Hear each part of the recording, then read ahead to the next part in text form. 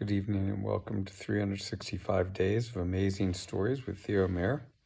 Here we are on day 134 of 2025, and I'm continuing the story of the King of the Wind, Wicken Finn.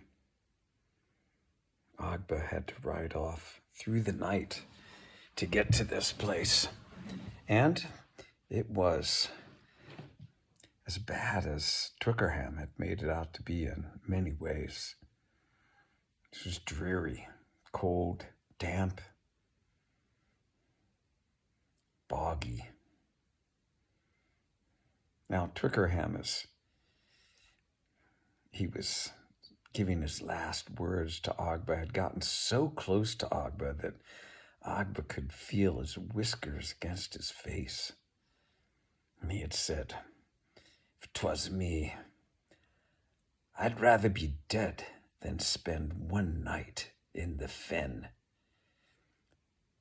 Now, after, if you remember, Grimalkin had jumped onto Sham via Twickenham, using Twickenham as a mounting block,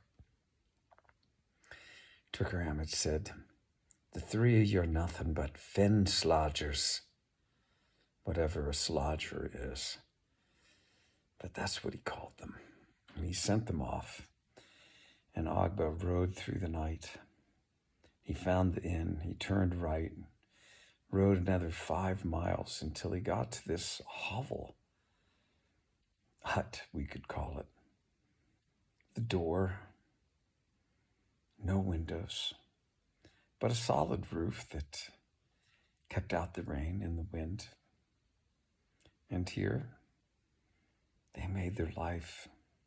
It was the end of summer coming into fall, and Ogba did not see a single soul, not a single person would come through the fen, except every 2 weeks, a peasant farmer would come and deliver his ration of grain, barley, oats, corn. The minute the peasant farmer would come, Ogba would make a peat fire and make some barley gruel, which he would share all around. For food, he sometimes was able to spear eel or pike, but all he had to do it with was a crooked stick. And the sledge grass, which grew along the banks of this windy little stream, it was razor sharp. And when he would go after those fish, inevitably he would come back with arms and legs cut to the point where he had to use parts of his turban to bind up the wounds. The fall turned into winter, of course, and there were many a day when snow would cover the ground. Most of the birds had disappeared, though there were some that remained, eating what they could from the plants that grew all through the winter, the seeds that were left from summer's growth.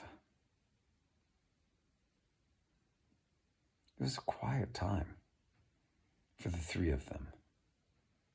And Ogba, he often worried whether he had let Sham down in some way.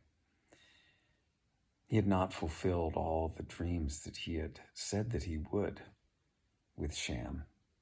And he would look into those deep purple eyes to see if there was any hint of mistrust.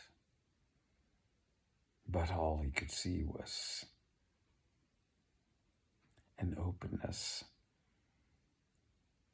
a communication almost like, "Hey, we're into this together, and whatever happens, happens." And so the days passed, and we'll leave the story there.